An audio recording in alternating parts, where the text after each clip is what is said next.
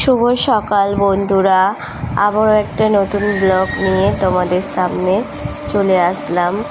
তো সবাই কেমন আছো? আশা করি সবাই ভালো আছো। আমিও ভালো আছি মোটামুটি।